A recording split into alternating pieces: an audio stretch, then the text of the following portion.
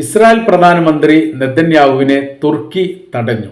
വലിയ രീതിയിൽ ചർച്ച ചെയ്യപ്പെടുന്ന പ്രാധാന്യമായിരിക്കുന്ന വിഷയമായി ഇത് മാറിയിരിക്കുകയാണ്. കഴിഞ്ഞ ദിവസം അസർബൈജാനിലേക്ക് യാത്ര ചെയ്യുന്നതിനിടയിലാണ് തുർക്കിയുടെ ആകാശത്ത് വെച്ചുകൊണ്ട് അനുമതി നിഷേധിക്കുകയും തിരിച്ചു പോകാൻ വേണ്ടിയിട്ട് അഭ്യർത്ഥന നടത്തുകയും ചെയ്തത്. ഇത് ഇസ്രായേലിനെ സംബന്ധിച്ചിടത്തോളം അവർക്ക് വലിയ രീതിയിൽ അപമാനം തീർത്ത കാര്യമാണ്. ഒരിക്കലും പ്രതീക്ഷിക്കാത്ത രീതിയിലുള്ള ഒരു നടപടിയാണ് തുർക്കിയുടെ ഭാഗത്ത് ഉണ്ടായത് എന്ന് ഇസ്രായേൽ പിന്നീട് ഇത് പ്രതികരിച്ചു.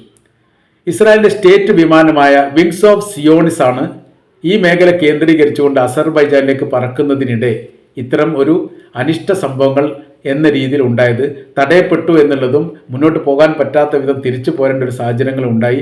ഒരു പക്ഷേ അങ്ങനെ തിരിച്ചു വന്നിട്ടില്ലായിരുന്നുവെങ്കിൽ തുർക്കി വെടിവെക്കാനുള്ള സാധ്യത വളരെ കൂടുതലാണ്. അങ്ങനെ വലിയൊരു ദുരന്തം ഉണ്ടാവാനുള്ള സാധ്യത ഉണ്ട് എന്നതിനാൽ ഇത് അന്വേഷിക്കണം എന്നുള്ളതും ഇപ്പോൾ ഇസ്രായേൽ പറഞ്ഞിരിക്കുകയാണ്. അതിൻ്റെ കാര്യം എന്ന് പറഞ്ഞാൽ റൂട്ട് കാര്യങ്ങൾ കൃത്യമാക്കാത്ത രീതിയിൽ ഒരു രാജ്യത്തിൻ്റെ പ്രധാനമന്ത്രിയെ ഈ മേഖലയുടെ സന്ദർശനം നടത്തിച്ചത് തെറ്റാണ്.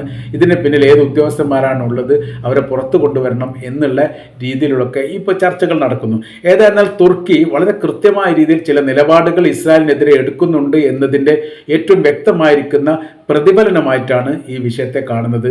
തുർക്കി എല്ലാ കാലത്തും ഇസ്രായേലിനെതിരാണെന്ന് പല ഘട്ടത്തിൽ പറഞ്ഞിട്ടുണ്ടെങ്കിലും യുദ്ധത്തിൽ നേരിട്ട് ഇടപെടാത്തത് കൊണ്ട് വലിയ സംശയം ഉണ്ടായിരുന്നു. ആ സംശയം ലോകത്തിനിപ്പോൾ മാറിയിരിക്കുകയാണ്.